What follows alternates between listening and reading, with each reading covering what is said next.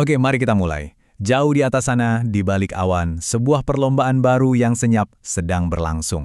Sebuah perebutan supremasi udara yang bakal nentuin kekuatan militer di masa depan. Nah, sekarang ada dua penantang utama yang muncul, dan masing-masing punya ambisi dan teknologinya sendiri. Jadi gini, selama puluhan tahun kayaknya udah jadi rahasia umum kalau supremasi udara Amerika itu mutlak. Tapi, lanskap geopolitik global itu berubahnya cepat banget. Sekarang, langit itu nggak lagi cuma dikuasai oleh satu bendera. Mereka datang dari timur. Yang pertama ada Su-57 dari Rusia, semacam kebangkitan ambisi era Soviet.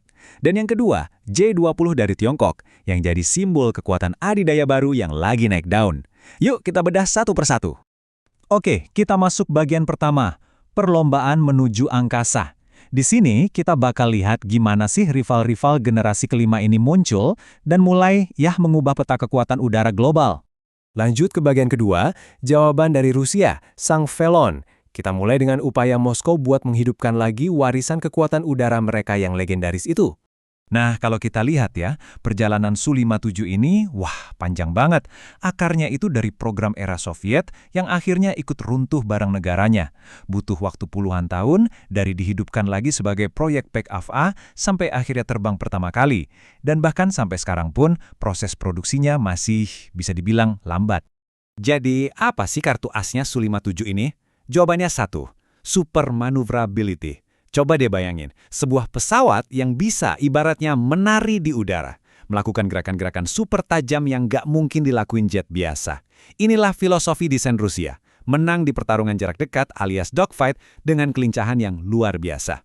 Dan jangan salah, speknya ini bukan main-main. Su-57 itu mesin yang tangguh banget. Kecepatannya bisa lebih dari Mach 2, radius tempurnya luas, dan yang penting, dia bisa bawa senjata berat. Termasuk rudal R-37M yang ditakuti banget karena jangkauannya yang super jauh, yang emang dirancang buat memburu aset penting musuh kayak pesawat tanker dari jarak aman.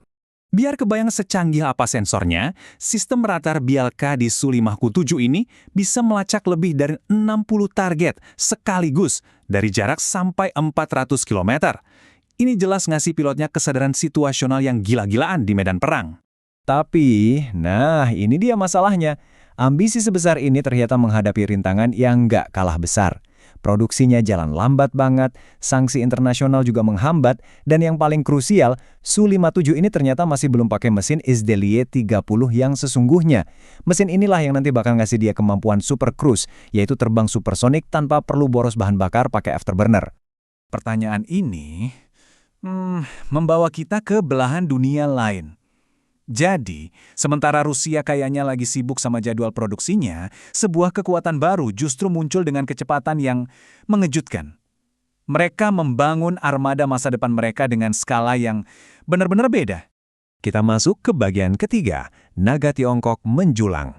Sekarang, kita geser fokus kita ke kekuatan adidaya baru dan simbol kebangkitan teknologi mereka, Chengdu J-20.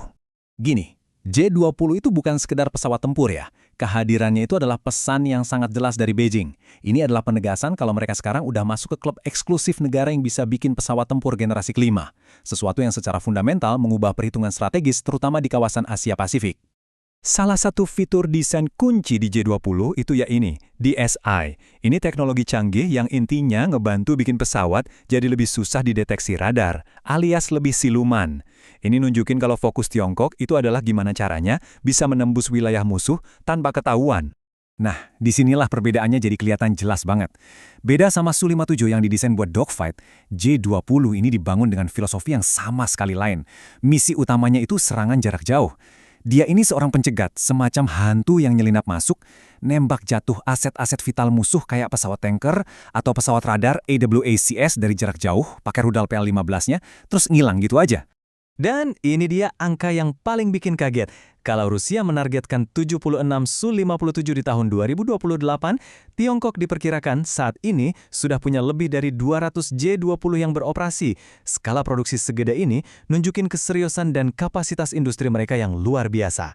Oke, bagian terakhir, era baru pertempuran. Sekarang, mari kita bandingkan langsung kedua penantang ini dan lihat dua strategi berbeda yang mereka wakili. Coba kita lihat tabel perbandingan ini. Kelihatan jelas banget kan polanya? Su-57 itu sang petarung. jagoan e-dogfight dan perannya lebih ke pertahanan udara. Sebaliknya, J-20 itu pencegat siluman, dirancang untuk strategi area denial, sebuah doktrin buat bikin musuh nggak bisa beroperasi dengan aman di suatu wilayah. Tapi yang menarik, keduanya punya rintangan yang sama. Sama-sama masih menunggu mesin generasi baru mereka benar-benar matang.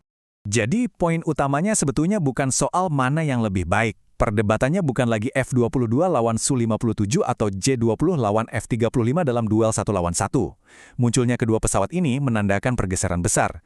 Medan pertempuran udara sekarang jadi jauh lebih kompleks dan multipolar, di mana setiap kekuatan punya alat yang beda-beda untuk tujuan yang beda-beda juga.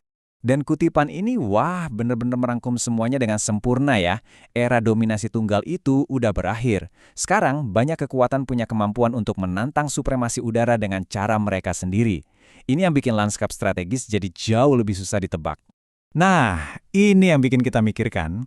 Dengan adanya Su-57, J-20, dan bahkan pengembangan pesawat generasi ke-6 yang udah berjalan, bakal kayak gimana wajah konflik di masa depan? Satu hal yang pasti sih, langit bakal jadi tempat yang jauh lebih ramai dan jauh lebih berbahaya.